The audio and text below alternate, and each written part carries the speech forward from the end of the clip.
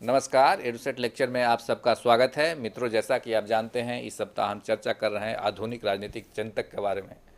पिछले दो लेक्चर में हम लोगों ने महान दार्शनिक चिंतक Thomas Hobbes and John Locke के बारे में गंभीर और विस्तृत तौर पर चर्चा हम लोगों ने किया। आज हम लोग उस चर्चा को और आगे बढ़ाएंगे। एक और महान चिंतक रूसो, जिनके बारे में आज हम लोग जानकारी हासिल करेंगे। उनके क्या सिद्धांत थे, किस प्रकार उनके सिद्धांत पिछले दो चिंतकों से अलग हैं और किस प्रकार उन्होंने राजनीति और समाज को एक दिशा देने में नई सोच को जन्म दिया। इस पर चर्चा के लिए स्टूडियो में हैं जाने माने खुद राजनीतिक चिंतक प्रोफेसर MP जैन साहब। आप दिल्ली विश्वविद्यालय में राजनीतिक शास्त्र के प्रोफेसर रहे हैं, कई पुस्तकों के रचयिता हैं और अभी हाल में ही आपकी एक पुस्तक आई है पॉलिटिकल थ्योरी पर, जो भी काफ़ी चर्चा में है और छात्रों और प्रोफेसर्स के बीच में काफ़ी लोकप्रिय है। तो मैं समझता हूं कि आपके ज्ञान और अनुभव हम लोग को आज के जो चिंतक हैं रूसो, उनको समझने में एक अहम पड़ाव साबित होगा। इस उम्मीद के साथ आपको आमंत्रित करता हूं कि वे अपना लेक्चर शुरू करें। Welcome sir. Thank you Amarendra. दोस्तों, पिछले दो लेक्चर्स में हमने यूरोपीय चिंतन के दो महत्वपूर्ण आधुनिक राजनीतिक चिंतकों के बारे में विचार विमर्श किया है। ये दो थे थॉमस हॉब्स और जॉन लॉक। आज इन 17वीं शताब्दी के दार्शनिकों के मुकाबले 18वीं शताब्दी के एक अन्य दार्शनिक जीन जॉक रूसो के बारे में हम चर्चा करेंगे। हॉब्स और लॉक के साथ रूसो, ये तीन सामाजिक समझौते के आधारभूत मूल दार्शनिक हैं। इन तीनों के विचारों में ज़मीन आसमान का फ़र्क है, निष्कर्ष में ज़मीन आसमान का फ़र्क है, लेकिन एक चीज़ कॉमन है, वह सामाजिक समझौते का सिद्धांत। रूसो एक स्विट्जरलैंड में जन्मे फ्रेंच दार्शनिक थे। 1712 से लेकर 1778 तक वो इस दुनिया में रहे और इस दौरान उन्होंने काफ़ी महत्वपूर्ण 4 कृतियाँ लिखी। हॉब्स और लॉक की तरह रूसो कुलीन तंत्रीय नहीं थे। वो एक गरीब परिवार में पैदा हुए, बचपन के अंदर घर से निकाल दिए गए, एक एकाकी अनाथ जिंदगी जीते हुए बड़े हुए, कोई फॉर्मल एजुकेशन नहीं हुई और उन्होंने पेरिस की सड़कों पर अपना जीवन व्यतीत किया। काफ़ी कुछ। जवान होने के बाद उनके अंदर चिंतन की प्रक्रिया शुरू हुई और उन्होंने मानव समाज के अत्यंत दुख भरे पहलू को देखा था, इसलिए उन्होंने अपना चिंतन उसी आधार से शुरू किया। Rousseau was an ill trained man.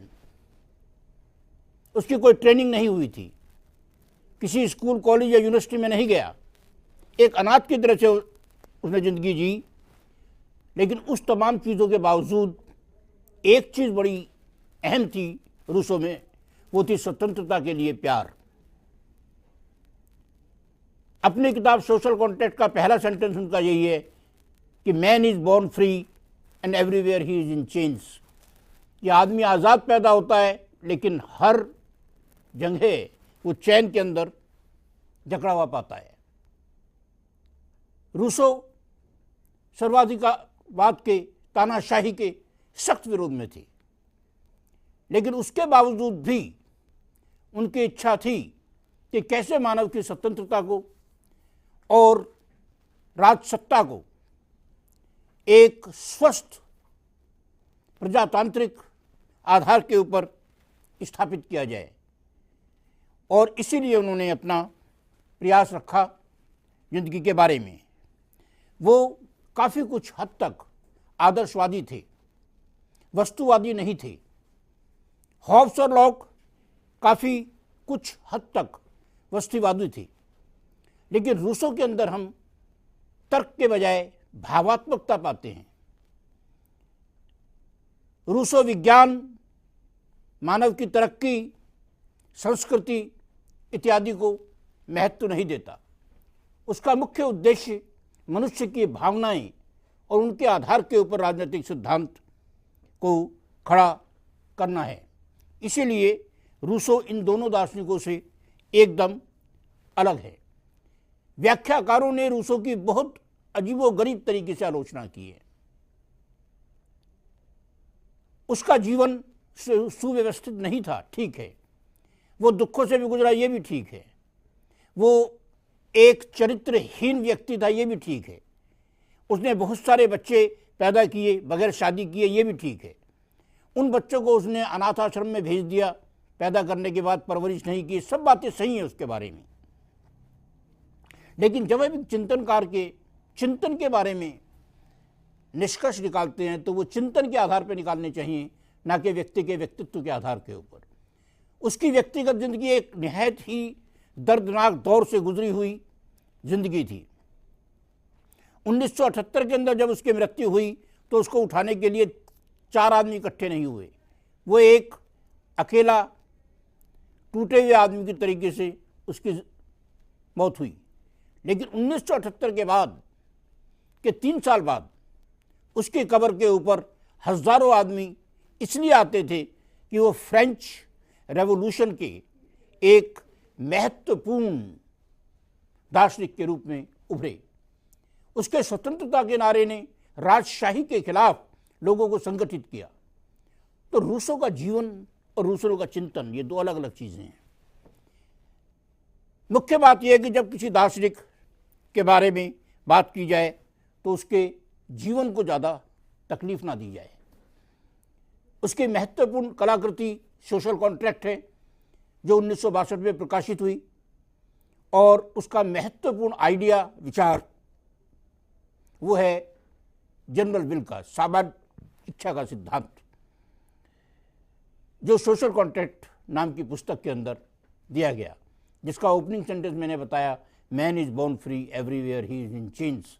आज भी ये वाक्य दुनिया भर के क्रांतिकारियों को राज्य सत्ता के खिलाफ आंदोलन के लिए प्रेरित करता है। आज भी ये विचार, ये सेंटेंस स्वतंत्रता के बारे में लिखा गया एक अहम वाक्य माना जाता है। अब देखा जाए रूसो की महत्वपूर्ण किताबों के बारे में। रूसो की सारी किताबें 1960 के आसपास या उसके बाद लिखी गई। जैसे मैंने बताया कि उसको कोई प्रारंभिक शिक्षा या ज्ञान प्राप्त नहीं हुआ था। वक्त के साथ, तजुर्बे के साथ रूसो ने अपने स्वच्छंद विचारों का निर्माण किया, जो लीक से हट करके थे। 1760 का वो साल था जब दुनिया के अंदर एक आर्थिक क्रांति की शुरुआत हुई थी, जिसको हम औद्योगिक क्रांति कहते हैं। 1760 का साल था जब अहम परिवर्तन सारे यूरोप में, इंग्लैंड में नहीं, हो रहे थे। इससे पहले कि हम उसके समय के बारे में डिस्कस करें, उसकी कृतियों के बारे में डिस्कस किया जाए, 1762 में 2 किताबें प्रकाशित हुई। एक सोशल कॉन्ट्रैक्ट, दूसरी एमाइल। एमाइल राजनीतिक सिद्धांत की पुस्तक नहीं थी। उसके अंदर उसने बताया था कि बच्चों की एजुकेशन कैसे होनी चाहिए, और उसने एक नई शिक्षा प्रणाली को उसके अंदर दर्शाया। आज भी शिक्षा विज्ञान के लोग एमाइल को एक महत्वपूर्ण टेक्स्ट बुक मान करके चलते हैं। इसके बाद उनकी 2 किताबें और आई, एक मरणोपरांत छपी, एक उससे पहले छपी, discourses on inequality in the society. उन्होंने बताया कि समाज के अंदर असमानताएं कब, कैसे और किन आधारों के ऊपर पैदा हुई। और उन्होंने दो भागों में इक्वालिटी को बांटा। एक जो प्राकृतिक इनइक्वालिटी है, एक आदमी लंबा पैदा हो जाता है, एक आदमी सुंदर पैदा हुआ, एक आदमी कुरूप पैदा हुआ, एक आदमी लंगड़ा लूला पैदा हुआ, ये सब प्राकृतिक असमानताएं हैं। इनको व्यक्ति बदल नहीं सकता, कुछ कम कर सकता है। लेकिन अहम असमानताएं वो हैं जो समाज खड़ी करता है, गरीब अमीर की, जाति की, धर्म की। और ये असमानताएं रूसो कहता है कि खत्म हो सकती है और खत्म होनी चाहिए। तो समानता और असमानता के बारे में रूसो के विचार काफ़ी अहम विचार थे। इसके बाद चौथी किताब उनकी थी कन्फेशंस की। उन्होंने अपने बारे में एक अपनी ऑटोबायोग्राफी लिखी और उसके अंदर सारी बुरी बुरी बातों का वर्णन किया। जैसे मैंने बताया कि वो एक अच्छे व्यक्तिगत नैतिक मूल्यों के आधार के ऊपर, और अगर उनको परंपरागत दृष्टिकोण से देखें तो अच्छे चरित्र के बारे में नहीं थे। तो उसने कन्फेशंस के अंदर हर चीज़ को स्वीकार किया, अपनी तमाम बुराइयों का उल्लेख किया, अपना सेल्फ असेसमेंट किया, और इस तरीके से वो चले। 4 किताबें, social contract, amyl, discourses on inequality and last one is confessions. ये उनकी मेजर किताबें हैं। उनका समय के बारे में देखा जाए, जैसे मैंने बताया कि 1760 में विश्व के अंदर, यूरोपीय विश्व में औद्योगिक क्रांति की शुरुआत हुई। विज्ञान को एक उच्चतम दर्जा दिया गया, आर्थिक विकास को एक उच्चतम दर्जा दिया गया। ऐसे समय में 17वीं-18वीं शताब्दी के मध्य में रूसो ने चिंतन शुरू किया, क्योंकि वो फ्रांस में थे और फ्रांस के अंदर एक अजीबोगरीब किस्म की राजशाही चल रही थी। उस राजशाही के कठोर नियंत्रण के अंदर मानव की स्वतंत्रता, मानव की समानता इत्यादि भ्रमित हो रही थी। ऐसे दौर में जहां फ्रांस के अंदर राजसत्ता अपने पूरे चरम उत्कर्ष पर हो, रूसों ने स्वतंत्रता का महत्वपूर्ण नारा दिया। इस दौर के अंदर रूसों ने स्वतंत्रता, विकास, संस्कृति, सभ्यता, इनको एक मानव को दूषित, भ्रष्ट करने वाली प्रक्रिया के रूप में करार दिया। एकदम उल्टा विचार था। 1755 में एक एस्से कंपटीशन हुआ। उस एस्से कंपटीशन का मौजू था, टॉपिक था कि science and culture and civilisation ने मानव को क्या प्रदान किया। उस एस्से के अंदर हर आदमी ने साइंस की और सिविलाइजेशन की तारीफ की, लेकिन रूसों ने इसके विपरीत कहा कि साइंस और सिविलाइजेशन ने एक भोले भाले इंसान को नीच, दुष्ट, स्वार्थी, अहंकारी और घटिया किस्म का बना दिया है। मानव एक भोला भाला प्राणी है, सहानुभूति प्राणी है। उसको मेटेरियलिस्ट बना करके आपने एक ऐसी दौड़ में शामिल कर दिया जिसका कोई अंत ही नहीं है। धन की दौड़, शोहरत की दौड़, शक्ति की दौड़, और ये दौड़ इंसान को उसकी इंसानियत से काफ़ी दूर ले गई है। इंसान वो भोला भाला नहीं रहा। तो इस आधार के ऊपर उसने एस्से के अंदर लिखा और रूसो को उसके लिए फर्स्ट प्राइज दिया गया। उसके युग के अंदर पूंजीवाद एक नई शेप ले रहा था, औद्योगिक पूंजीवाद की। उसके युग के अंदर इंडस्ट्री लगने की वजह से गरीब लोगों की हालत एक खराब, दयनीय दशा में पहुंच रही थी। ऐसे युग के अंदर रूसो ने लिखा, और जाहिर था कि सड़क पर खड़े हुए आदमी जब सोचता है तो क्या सोचता है, वो रूसो ने सोचा। उसने सड़क पर खड़े होकर के सड़क पे पड़े हुए आदमी के बारे में सोचा, उसने दीनहीन के बारे में सोचा, और उनको बहुल समाज, मेजोरिटी के रूप में मान करके रूसो चला। तो इसलिए रूसो का चिंतन, जैसे मैंने बताया, हॉब्स और लॉक के कुलीन तंत्रीय चिंतन से हट करके एक आम जनता से मिला हुआ एक आम आदमी का चिंतन था, और इसीलिए उसके चिंतन में हमें बहुत सारी वो बातें मिलती हैं जो हॉब्स और लॉक में नहीं मिलती। दो व्यक्तियों विशेषों का, दो दार्शनिकों का उसके ऊपर प्रभाव रहा। एक प्लेटो का प्रभाव रहा, क्योंकि प्लेटो ने मानव के जीवन को, मानव की प्रकृति को सहानुभूतिपूर्ण, सम्मानजनक, भोली भाली और सहज घोषित किया था। इस बात को रूसो ने स्वीकार किया। दूसरा प्रभाव उसके ऊपर लॉक का था। लॉक से रूसो ने सामाजिक समझौते का सिद्धांत लिया। लॉक से उन्होंने मानव की स्वतंत्रता का सिद्धांत लिया। लॉक से उन्होंने राज्य सत्ता के बारे में विचार लिए, लेकिन उनके निष्कर्ष लॉक से एकदम उल्टे निकले। लास्की ने कहा है कि रूसो ने उस गड्ढे का विस्तार किया जो लॉक ने खोदा था, यानी जो लॉक ने एक नहर बनाई थी उसको रूसो ने अधिक विस्तृत रूप दिया। यह बात सही नहीं है। लॉक के निष्कर्ष एक सीमित सरकार के बारे में के समर्थन में थे। रूसो के विचार असीमित सरकार के समर्थन में हैं। लेकिन एक बात लॉक की रूसो ने ग्रहण की कि सत्ता वास्तविक में जनता जनार्दन के पास ही होनी चाहिए। ये सत्ता किसी को सौंपी नहीं जानी चाहिए। और इस आधार के ऊपर रूसो आधुनिक युग में प्रत्यक्ष प्रजातंत्र के एक अहम समर्थक बन जाते हैं। रूसो की आलोचना करने वालों ने कहा है कि रूसो कहीं भी स्पष्ट नहीं थे। सारे चिंतन में दो गोली बातें आती हैं।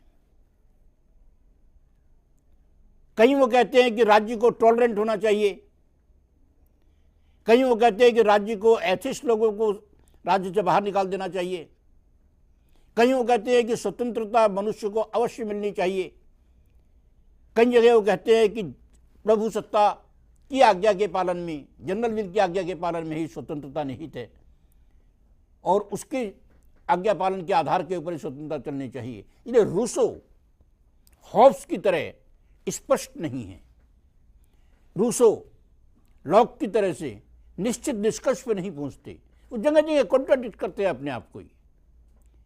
उसका शायद कारण यही रहा होगा कि रूसो की जिंदगी एक स्प्लिट पर्सनैलिटी थी।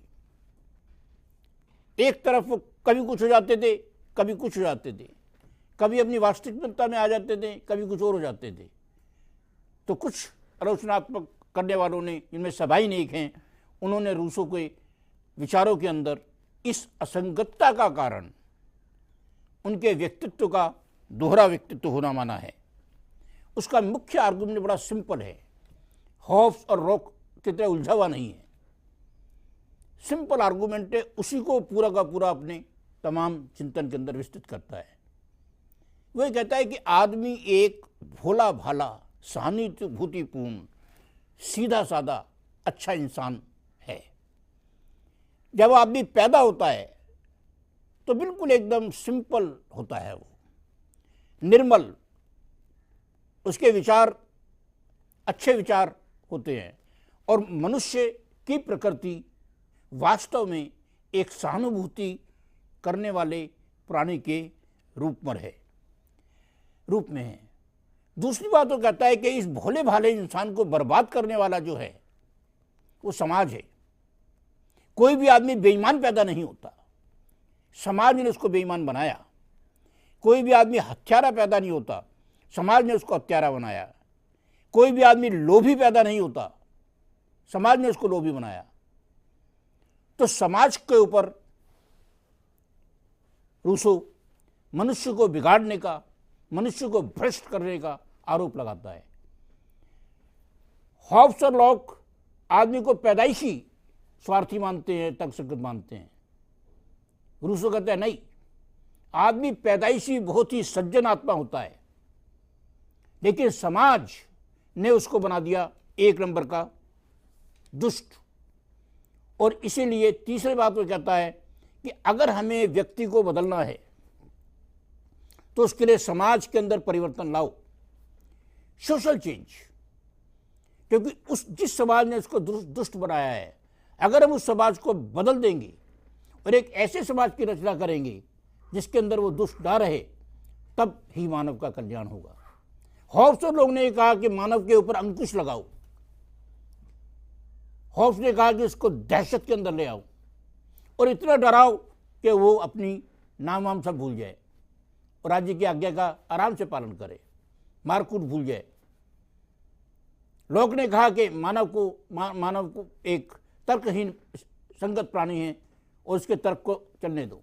लेकिन रूसों ने कहा नहीं, मानव के बारे में कोई भी चिंतन समाज के चिंतन से शुरू होगा, मानव के चिंतन से नहीं होगा। अगर मुझे ये कहा जाए कि साहब मैं, या किसी भी आदमी को कहा जाए कि भाई तू दुष्ट नहीं है, तू पैदाइशी बड़ा शरीफ आदमी था, तुझे समाज ने दुष्ट बनाया है, तो उसके आत्मा में कितनी तसल्ली आएगी। एक तरीके से अपना दोष आपने समाज के ऊपर टरका दिया। लेकिन रूसो कहता है नहीं, मनुष्य के चरित्र के बारे में, मनुष्य की अपनी प्रकृति के बारे में उसने कहा कि वो एकदम भोला भाला नोबल सेवेज, यानी जिस तरह से पुराने जमाने के आदिवासी हुआ करते थे आदम काल के, वैसे यह आदमी, कुछ नहीं बदला उसका। ठीक है। फिर वो कहता है कि अगर समाज को बदलना है तो इसके दो तरीके हैं। एक तो हम पुराना आदिम युग में चले जाएं दोबारा से, वो संभव नहीं है। दूसरा ये है कि हम एक नए समाज की रचना करें, उसके लिए एक नया सामाजिक समझौता करें सब लोग मिलकर के, और उस सामाजिक समझौते के द्वारा एक नई सत्ता का गठन करें, एक नई व्यवस्था का गठन करें, और उस व्यवस्था के अधीन मानव जाति को एक नई जिंदगी नए अंदाज में जीने के लिए छोड़ दी जाए। यहां पर उसका सामाजिक समझौता शुरू होता है। एक भविष्य के अंदर एक समझौता होगा। हॉब्स और लोग का समझौता कभी किसी आदिम युग में हुआ होगा। रूसो कहता है कि समझौते के माध्यम से सारी मानव जाति एक अपनी शक्तियों को किसी प्रभु सत्ताधारी के हाथ में नहीं सौंपेगी, बल्कि एक सामान्य इच्छा के हाथ में सौंप देगी। जो सामान्य इच्छा उन सबकी इच्छा होगी, और सामान्य इच्छा के आदेशों का पालन करने में ही स्वतंत्रता निहित है, उससे बाहर स्वतंत्रता नहीं हो सकती। और ये जनरल विल बाद में लोगों ने इंटरप्रेट किया कि राज्य के पास हो गई है। इसी तरीके से रूसो, जो एक अति स्वतंत्रतावादी के रूप में शुरू हुआ, एक अधिनायकवाद का समर्थक बन जाता है। रूसो की सारी ब्यूटी यही है कि वो शुरू करता है एक व्यक्ति के रूप में, व्यक्ति की पूरी स्वतंत्रता के रूप में, प्रजातंत्र का भी डायरेक्ट प्रजातंत्र का समर्थक बनता है। लेकिन उसके बातों से जब निष्कर्ष निकलता है वो ये है कि मनुष्य एक प्रजातांत्रिक व्यवस्था में नहीं, एक अधिकार संपन्न स्वतंत्रता संपन्न व्यवस्था में नहीं, एक तानाशाही पूर्ण व्यवस्था के अंदर फंस जाता है। अब हम देखेंगे उसके सिद्धांत की मुख्य बातें। हॉब्स लोग की तरह उसके सिद्धांत की भी 5 मुख्य बातें हैं। मानव स्वभाव, प्राकृतिक अवस्था, सामाजिक समझौता, प्रभु सत्ता और उसका स्वरूप, और 5वां व्यक्ति और प्रभु सत्ता का आपसी संबंध क्या हो। काफ़ी कुछ मैंने इनको अब तक डिस्कस कर दिया है। टाइम के अभाव में संक्षेप के अंदर मैं इसको डिस्कस करूंगा। सबसे पहले मानव का स्वभाव क्या है। हॉब्स के अनुसार ये एक स्वार्थी और दुष्टतापूर्ण था। लॉक के अनुसार विवेकशील था। लेकिन रूसो कहता है कि मानव का स्वभाव एक अत्यंत भावात्मक, भावपूर्ण, इमोशनल और सहानुभूतिपूर्ण है। मनुष्य एक भोला भाला प्राणी है। ये मनुष्य की प्रकृति है। उदाहरण के स्वरूप वो कहता है कि जब कभी भी कोई दुष्ट से दुष्ट आदमी भी कोई एक सहानुभूतिपूर्ण काम कर ले, दस्यु सम्राट किसी एक अंधे आदमी को सड़क पार करा दे किसी तरह गलती से, तो रात को उसको बड़ी बढ़िया नींद आएगी, क्योंकि उसने अपनी प्रकृति के अनुसार एक अच्छा काम किया। जब कभी भी कोई अच्छा काम करता है आदमी, तो उसके अंदर एक लौकिक संतोष पैदा होता है, क्योंकि उसने अपनी प्रकृति के अनुसार काम किया। जब कोई आदमी गलत काम करता है, चाहे कितने दुष्ट आदमी हो, उसके मन में कहीं ना कहीं अशांति होती है। जैसे आपने अपनी प्रकृति से हट करके कोई खाना खा लिया तो आपके पेट में दर्द हो जाएगा, वैसे जब आप अपनी प्रकृति से हट करके कोई गलत काम करते हो, रूसो ने कहा, ठीक कहा, तब आपके मन में असंतोष, दुख, विषाद, डिप्रेशन, दुनिया भर की चीजें आएंगी। तो इसलिए मानव स्वभाव के बारे में रूसो ने कहा कि वो बहुत ही शरीफ आदमी है। सवाल पैदा होता है कि ये शरीफ आदमी बिगड़ा कैसे। यहां रूसो कहता है कि धीरे धीरे समाज के अंदर मेरे तेरे की भावना आई, संपत्ति आई, संपत्ति के साथ में जो है लोगों ने के अंदर लोभ आया, लोभ के साथ सिविलाइजेशन आया, सिविलाइजेशन के साथ विज्ञान आया, विज्ञान के साथ और बहुत सारी चीज़ें आई हैं, विकास आया। और इन सब लोगों ने एक सीधे साधे आदमी को, एक सीधे साधे रामलाल को एकदम बिगाड़ कर रख दिया।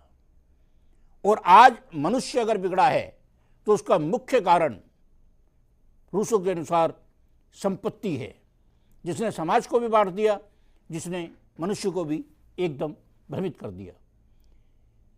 रूसो के 50 साल बाद मार्क्स ने भी संपत्ति के बारे में लिखा, लेकिन मार्क्स का विश्लेषण भावात्मक नहीं था, वैज्ञानिक था। रूसो ने सबसे पहली बार संपत्ति के दोषों को की तरफ इंगित किया। ये रूसो को समाजवादी विचारकों की प्रथम पंक्ति में लाके खड़ा कर देता है। उसने संपत्ति के दुष्प्रभाव को देखा, उसने संपत्ति के अमानवीय प्रभावों को देखा। तो इस आधार के ऊपर कई बार रूसो को उदारवादी परंपरा से हटकर समाजवादी परंपरा का दार्शनिक मान लिया जाता है। अब ये भ्रष्ट आदमी जो समाज के अंदर हो गया है, इसका क्या किया जाए। इसके लिए रूसो कहता है कि इस व्यक्ति को दोबारा से लाइन पर लाने के लिए एक नया अच्छे समाज की स्थापना का सामाजिक समझौता किया जाए और उसके द्वारा समाज की बुरी कंडीशंस को हटाया जाए और उसको रखा जाए।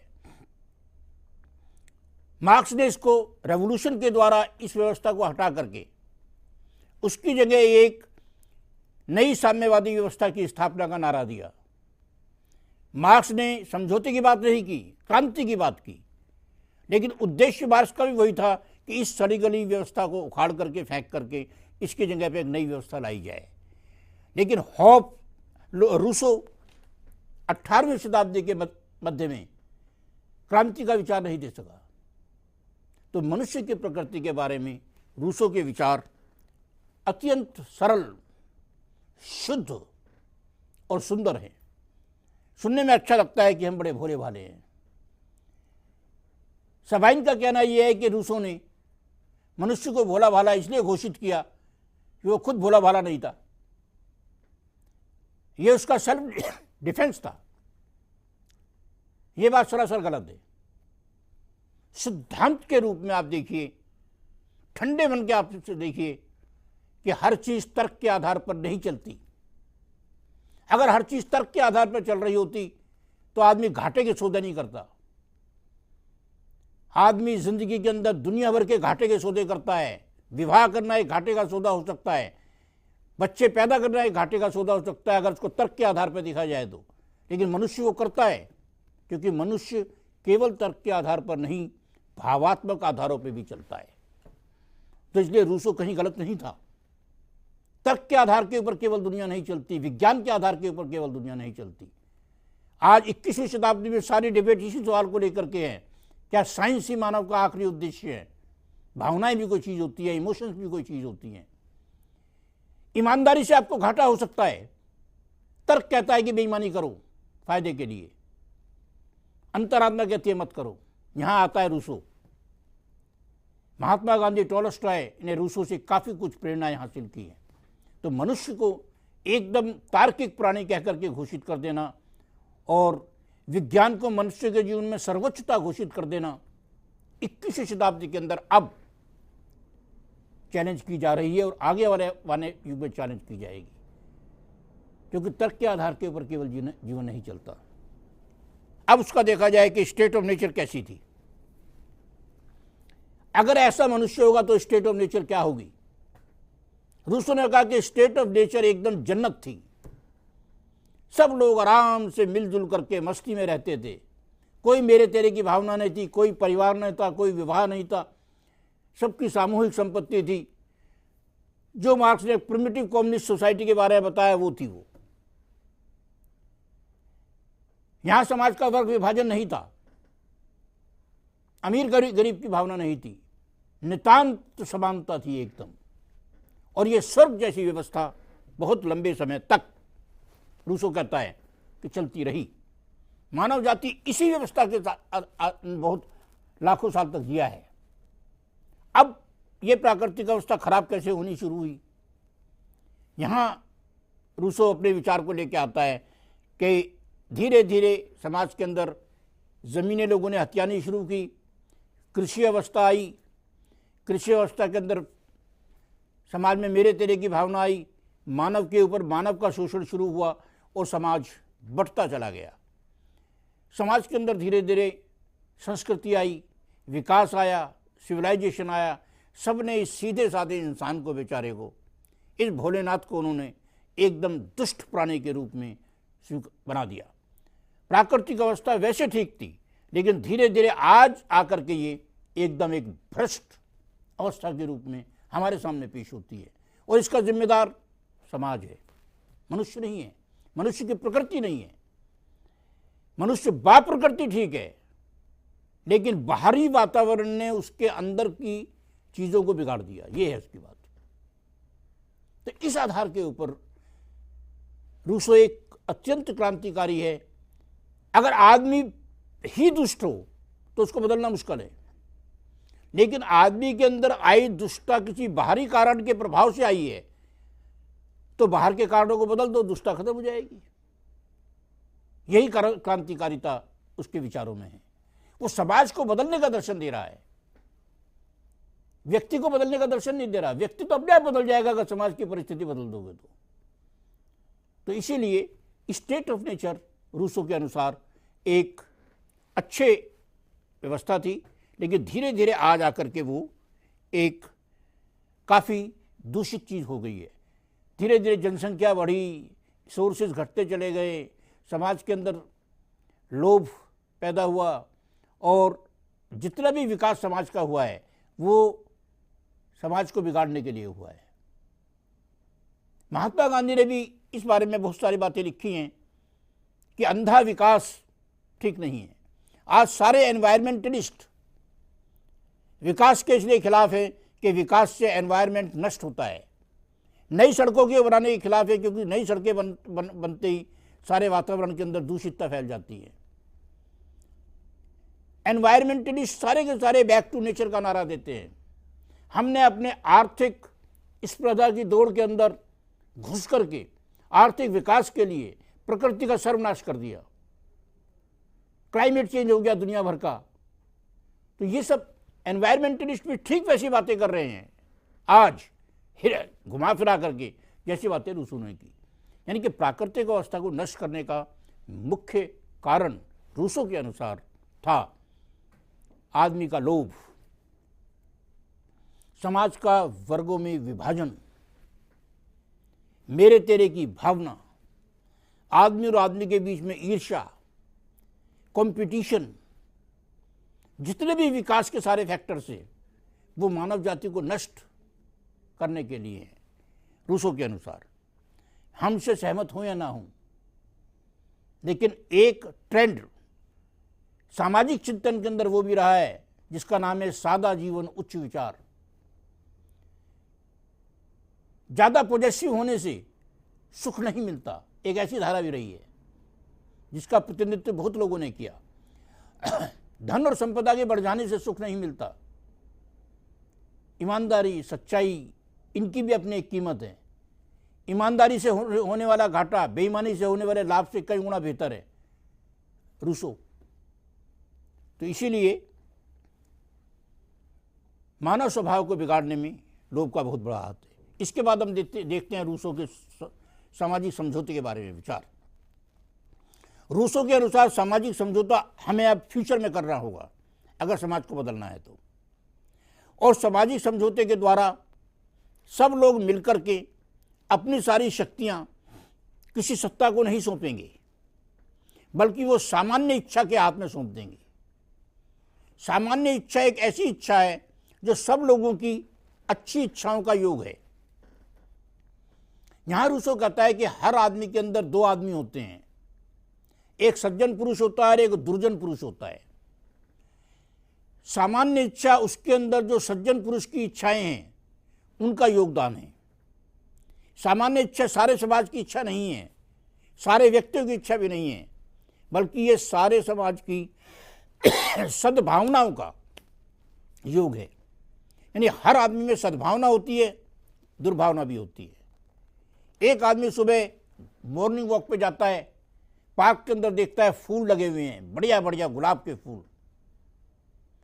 एक इच्छा उसके अंदर होती है कि इन फूलों को तोड़ ले, अपने कोट के यहाँ पे लगाऊंगा जा करके, पत्नी को पेश करूंगा, खुश हो जाएगी, गमले में सजा कर रखूंगा अपने ड्राइंग रूम में। एकदम दूसरी इच्छा आती है कि अगर मेरे से पहले आने वाले आदमी यही सोचते तो यहाँ फूल मिलते ही नहीं, मुझे देखने को भी नहीं मिलते, और मैं तोड़ के ले जाऊंगा तो आगे जो आदमी आएंगे उनको देखने को भी नहीं मिलेंगे। फूल तोड़ने की नहीं, देखने की चीज़ है, देख करके एंजॉय करने की चीज़ है। इसलिए मैं आने वाले लोगों के लिए मेरे बाद में आएंगे इन फूलों को हाथ नहीं लगाता। दो अलग अलग भावनाएं हर आदमी के अंदर, और ये सत्य है कि हर आदमी के अंदर एक दुर्जन और एक सज्जन दोनों बसे हुए हैं रूसों के अनुसार। मैं सहमत हूं इस बात से, आम आदमी भी सहमत होगा, सत्य है ये।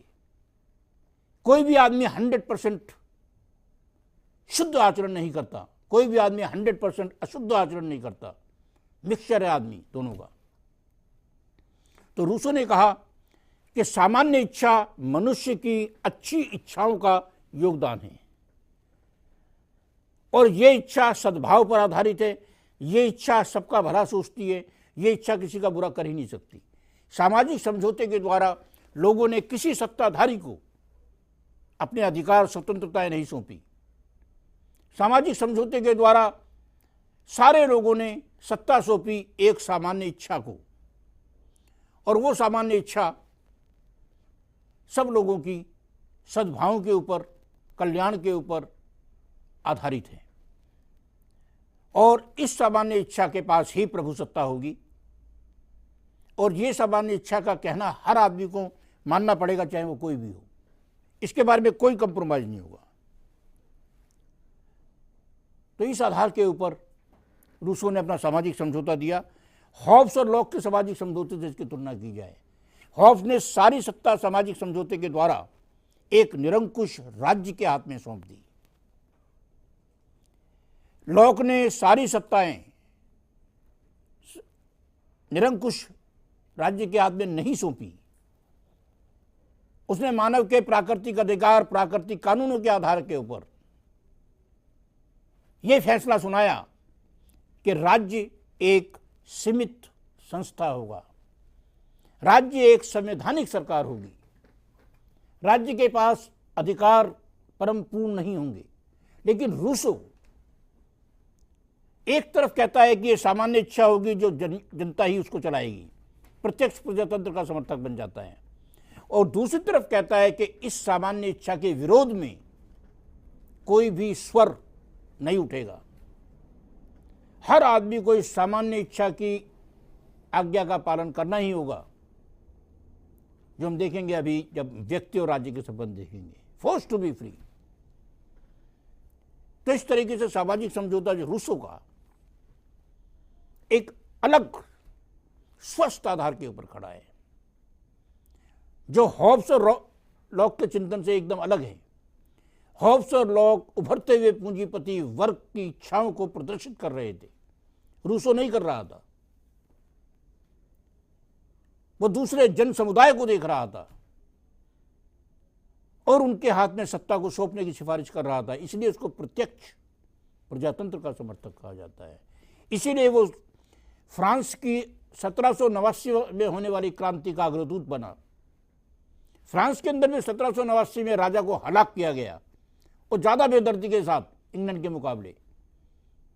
इंग्लैंड के अंदर 1649 में किया गया, 1649, where as in France king Louis 16th was very brutally murdered in 1789।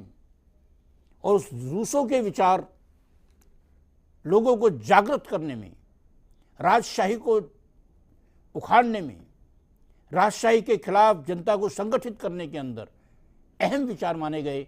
इसलिए जैसे मैंने बताया कि 1778 में वो मरा, मृत्यु हुई, तो उसको उठाने के लिए 4 आदमी नहीं मिले, लेकिन 1781 के अंदर उसकी कब्र के ऊपर हजारों आदमी मस्तक करने के लिए आते थे, क्योंकि उसको स्वतंत्रता का अग्रदूत और राजशाही का विरोधी घोषित किया गया। इसीलिए ये रूसों का सामाजिक समझौते का सिद्धांत एक अहम सिद्धांत है। ये सामाजिक समझौता याद करने की बात है कि हॉब्स और लॉक की तरह किसी ज़माने में हुआ होगा, वो नहीं है। ये एक नए समाज की रूपरेखा को तैयार करने के लिए एक अनुबंध होगा, और इस नए अनुबंध के द्वारा हम समाज का गठन करेंगे। 20वीं शताब्दी में जॉन रॉल्स ने भी यही फ्यूचर अनुबंध की बात की है। वो कहता है वेल ऑफ इग्नोरेंस के अंदर सब आदमी होंगे, और उसके बाद में वो एक नया समझौता करेंगे बेसिक मिनिमम कंडीशंस वगैरह के आधार के ऊपर। जॉन लॉक ने रूसों के फ्यूचर में होने वाले समझौते की बात ली है। तो ये हुआ रूसों का सामाजिक समझौता, जो हॉब्स और लॉक दोनों से बहुत ज़्यादा भिन्न है। अब आया जाए कि सोवरेनिटी की प्रवृत्ति क्या होगी, प्रभुसत्ता का क्या प्रवृत्ति होगी। प्रभुसत्ता क्या सार्वभौम होगी हॉब्स की तरह, या लॉक की तरह सीमित होगी। यहां पर रूसो और हॉब्स दोनों मिल जाते हैं। रूसो कहता है कि जनरल विल के पास सर्वोच्च, निर्विवाद, निरंकुश शक्ति होगी। किसी भी व्यक्ति को इस सर्वोच्च सत्ता का उल्लंघन करने का अधिकार नहीं होगा। इसलिए कहा जाता है कि रूसो और हॉब्स के प्रभु सत्ताधारी एक हैं, लेकिन रूसो के अंदर फर्क ये है कि उसने हॉब्स के प्रभु सत्ताधारी का सर काट दिया, खाली बॉडी रखी है। Rousseau sovereign is, Hobbes sovereign heads chopped off. ये यानी कि इसके बारे में कहा जाता है। आम सवालों के अंदर यही सवाल आता है जब रूसो की सोवरेनिटी के बारे में बात होती है, जनरल विल के बारे में बात होती है। हॉब्स ने सत्ता सौंपी एक व्यक्ति को जिसकी खोपड़ी थी, या एक असेंबली को। रूसो ने ऐसी सत्ता किसी आदमी या असेंबली को नहीं दी, बल्कि जनरल विल को दी, जो एक गोलमाल चीज है। ये पता नहीं जनरल विल है किसके पास, कहाँ है। जैसे मैंने शुरू में कहा कि रूसो एक गोलमाल जैसी बात करने वाला दार्शनिक है।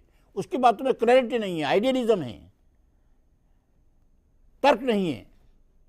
सिर्फ भावात्मक लेवल पे आप कह सकते हो कि आदमी एक सीधा साधा शरीफ आदमी है। प्रैक्टिकल लेवल पे देख लीजिए आप। तो इसीलिए रूसो के बारे में एम्बिग्यूटी और रूसो दोनों आपस में मिलजुल के चलते हैं। तो राज्य की प्रकृति क्या होगी, बिल्कुल हॉब्स की तरह होगी। फर्क सिर्फ इतना होगा कि ये जनता के अंदर निहित रहेगी। कौन इसको चलाएगा कौन नहीं चलाएगा, रूसो उसका कोई जवाब नहीं देता। वो कहते हैं मैंने तो एक आइडिया दिया है कि जनरल विल के पास होनी चाहिए।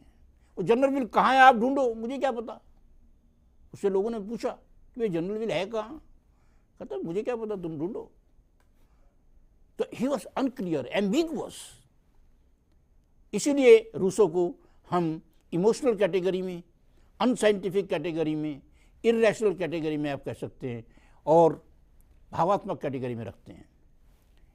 अब देखा जाए आखिरी पहलू, रूसो और व्यक्ति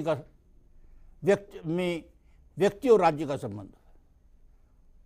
यहां पर रूसो कहता है कि व्यक्ति जनरल विल, जिसको राज्य के बराबर मानता है, उसकी इच्छा से बाहर नहीं जाएगा। आज़ादी इस जनरल विल की इच्छा के अंत को मानने में है। अगर कोई आदमी इस जनरल विल की इच्छा को नहीं माने तो उसको ज़बरदस्ती आज़ाद कराया जाएगा इच्छा मनवा करके। He will be forced to be free. बड़ी मज़ेदार बात है, किसी को आप आज़ाद भी कर रहे हो और ज़बरदस्ती के साथ आज़ाद कर रहे हो, ये तो पैराडॉक्स हो गया। इसको पैराडॉक्स ऑफ फ्रीडम रूसों के अंदर कहते हैं। व्यवहारिक जीवन के अंदर हम कहते हैं कि किसी आदमी को ज़बरदस्ती जो है सत्य के मार्ग पर रास्ते में लाया जाए और उसके लिए उसके ऊपर फोर्स का इस्तेमाल किया जाए, दबा के उसकी कुटाई की जाए, वहां पर हम कहते हैं कि सुधार गृह सारे के सारे वही काम कर रहे हैं। तो रूसों का कहना था जो आदमी जनरल विल की इच्छा का पालन नहीं करेगा उस आदमी को जबरदस्ती स्वतंत्र बनाने के लिए उस जनरल विल की इच्छा का पालन कराया जाएगा। क्योंकि आदमी स्वतंत्र केवल तब है जब वो सामान्य इच्छा का पालन करे। आज की भाषा में हम कह सकते हैं कि जो आदमी कानूनों का पालन नहीं करता उसको ज़बरदस्ती कानूनों का पालन कराया जाएगा, क्योंकि कानून का पालन करने में ही आदमी के जीवन में सुख, शांति, सुरक्षा, न्याय, धर्म और नैतिकता है। कानूनों का उल्लंघन अनैतिक है। कानूनों का उल्लंघन आदमी को स्वतंत्र नहीं करता बल्कि आदमी को पतन के रास्ते में ले जाता है। रूसों ने वही चीज़ जनरल विल के बारे में कही। तो रूसों के सिद्धांत में व्यक्ति के लिए किसी किस्म का कोई भी स्थान प्रभुसत्ता के संदर्भ में नहीं है, क्योंकि प्रभुसत्ता जनरल विल के पास है। लेकिन रूसो कहता है कि जब हम जनरल विल की इच्छा का पालन करते हैं तो हम अपनी इच्छा का पालन कर रहे हैं, क्योंकि जनरल विल में हमारी इच्छा भी है। जनरल विल के अंदर हम किसी बाहर के आदमी की इच्छा का पालन नहीं कर रहे हैं, क्योंकि जनरल विल हमारी विल है और हम अपनी विल का पालन कर रहे हैं, वो भी सद्भावना पर आधारित। तो इसके अंदर अधिकारों का सवाल और स्वतंत्रता का सवाल ही पैदा नहीं होता। हर आदमी अपनी इच्छा का पालन कर रहा है, इसलिए वो स्वतंत्र है। लेकिन सवाल पैदा होता है कि जब सामान्य इच्छा राज्य चला रहा है तो वो हमारी इच्छा कैसे हो गई। लेकिन जनतंत्र में लोग कहते हैं कि साहब सरकार हमारी है, राज्य हमारा है, और इसके द्वारा मारे जाने वाले हमारे सरों पर डंडे वो भी हमारे हैं। एक जनतंत्र के अंदर एक आम धारणा है ये। तो जनरल विल के बारे में बहुत ही एक घुमावदार सा विचार रूसों ने दिया। सुनने में बड़ा अच्छा लगता है कि जनरल विल हमारी सत्ता है, इसकी आज्ञा का हम पालन करेंगे, इसकी आज्ञा का पालन हमने नहीं किया तो ज़बरदस्ती में आज्ञा का पालन करवाया जाएगा, हमारे भले के लिए, हमारी आज़ादी के लिए, हमारी सुख और शांति के लिए। सुनने में तो बड़ा अच्छा लगता है। हर तानाशाह ने अपनी इच्छा को जनता की इच्छा बता करके उसके सर के ऊपर डंडे बरसाए हैं। ये तानाशाहियों का मूल मंत्र रहा है कि जनता के नाम पर जनता की धुनाई करो। चाहे वो हिटलर ने हो, 52% वोट लेके जीता था, चाहे अनडेमोक्रेसी इसके अंदर रहा हो, हर डेमोक्रेट ने रूसों का आर्गुमेंट कि मेरी इच्छा ही जनरल इच्छा है और इसका पालन तुम्हें करना पड़ेगा, नहीं पालन करोगे तो जबरदस्ती में पालन करवा के मानूंगा, हमेशा प्रजातंत्र का दुरुपयोग किया है। रूसों की ट्रेजेडी ये है कि वो एक बहुत अच्छा नेक सिद्धांत दे रहा है जिसका दुरुपयोग महान दुष्ट लोग अक्सर करते रहे। तो इसलिए एक विरोधाभास से भरी हुई रूसों की व्यक्तित्व है। अगर इसको भावात्मक लेवल पे इसके विचारों को देखा जाए तो बड़े अच्छे लगते हैं, लेकिन जब उन विचारों को हम तर्क की कसौटी के ऊपर उनका अवमूल्यन करते हैं तो वो कहीं दिखाई नहीं देते। ये एक रूसों का अहम क्रिटिसिज्म रहा है। अब देखा जाए इसके मुख्य क्रिटिसिज्म क्या है। सबसे पहले मनुष्य की प्रकृति के को केवल नोबेल घोषित कर देना, ये आलोचना का विषय है। मनुष्य की प्रकृति शुद्ध नोबल नहीं है, उसके अंदर हॉब्स के गुण भी हैं, रूसो के गुण, लॉक के गुण भी हैं। Hobbes plus Locke plus Rousseau, इन तीनों के द्वारा बताई गई मानवीय प्रवृत्ति इजिकल टू मानवीय प्रवृत्ति। वो दुष्ट भी है, तर्कसंगत भी है और भोला भाला भी है। यानी मानव के प्रकृति अपने आप में एक काफ़ी कम्प्लेक्स चीज़ है, साधारण चीज़ नहीं है।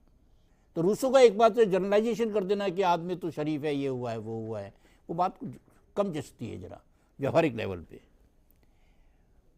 दूसरा, उसका ये कहना है कि हर आदमी में दो विल इच्छाएं होती हैं, एक रियल विल सद्भावना वाली इच्छा, एक दुर्भावना वाली इच्छा एक्चुअल विल।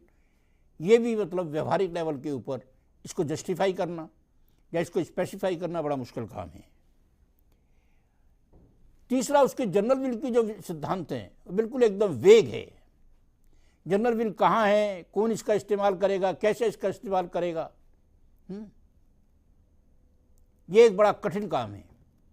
सत्ता का इस्तेमाल हमेशा, जैसा विशिष्ट वर्ग कहता है, चंद लोग करेंगे। आम आदमी सत्ता का इस्तेमाल नहीं कर सकता, तो जनरल विल का इस्तेमाल भी कुछ ही लोग करेंगे। वो कहाँ से आएंगे, कैसे चुने जाएंगे, किसके अधीन वो काम करेंगे, ये सब बातें रूसों ने अपने सिद्धांत में पेश नहीं की। लॉक ने की है कि एक संविधान बनेगा, संविधान में सारी कंडीशन लिखी जाएगी, उन कंडीशंस के अनुसार ही राज्य सरकार काम करेगी। हॉब्स ने नहीं लिखी, क्योंकि उन्हें कोई जरूरत ही नहीं समझी, जैसा सरकार कहेगी करना ही पड़ेगा, राज्य कहेगा करना ही पड़ेगा। इसके बाद प्रत्यक्ष प्रजातंत्र का सिद्धांत, जिसके लिए रूसों को श्रेय दिया जाता है, उसके बारे में कोई एक्सप्लेनेशन रूसों के विचारों में नहीं मिलता। इसके अलावा रूसों के जनरल विल का सिद्धांत सामान्य कल्याण के साथ जुड़ा हुआ है कि सामान्य इच्छा सामान्य कल्याण के लिए काम करेगी। सवाल पैदा होता है कि एक वर्ग विभाजित समाज में, जिसमें अमीर गरीब जमींदार किसान दुनिया भर के वर्ग हैं, सामान्य कल्याण की भावना को आप कैसे ढूंढेंगे? किसका कल्याण? मार्क्स ने स्पष्ट शब्दों में कहा कि समाज का कोई सामान्य कल्याण नहीं होता, हर वर्ग का अलग अलग कल्याण होता है, और एक वर्ग का कल्याण दूसरे वर्ग का अकल्याण भी हो सकता है। आज दिल्ली से सारे के सारे जमीनों के एनक्रोचमेंट हटाए जाएं तो उससे समाज का कल्याण होगा, लेकिन जिनके घर उजाड़े जाएंगे, बुलडोजर फिरेगा, उनका क्या होगा? हर एक्शन का एक रिएक्शन होता है, काउंटर एक्शन होता है। तो इस तरीके से समाज कल्याण क्या है, क्या उसका अर्थ है, क्या उसका मकसद है, ये रूसों में स्पष्ट नहीं है। इसके अलावा रूसों समाज और राज्य में फर्क नहीं करता। जनरल विल समाज के पास होगी, राज्य के पास होगी, वो कहता है कोई से कोई फर्क नहीं पड़ता, समाज और राज्य एक ही है। क्योंकि जनरल विल का जब सारे आदमी मिलकर के ही पालन करेंगे, उन्हीं के पास होगी, तो वही सारे लोग ही मिलकर के समाज है, सारे लोग मिलकर के राज्य हैं, आप उनको अलग अलग नहीं करते। इसके अलावा रूसों के कोई भी सिद्धांत अनुभव के आधार पर, व्यवहारिक आधार पर, विज्ञान की कसौटी पर कहीं भी टिकता नहीं है, वो फिसल जाता है, क्योंकि ये एक इमोशनल बेसिस के ऊपर खड़ा किया गया सिद्धांत है। लेकिन रूसों का महत्व क्या है? रूसों का महत्व है कि उसने पहली बार मनुष्य को एक नोबल सेवेज कहा। रूसों का महत्व है कि उन्होंने पहली बार ये कहा कि मनुष्य पैदाइशी ठीक है, समाज ने उसको बिगाड़ा है। रूसों ने पहली बार ये कहा कि मनुष्य को बदलने की नहीं, समाज को बदलने की जरूरत है। रूसों ने पहली बार ये कहा कि मनुष्य अपनी सत्ता किसी को सौंप नहीं सकता, सामान्य इच्छा के पास सत्ता रहनी चाहिए।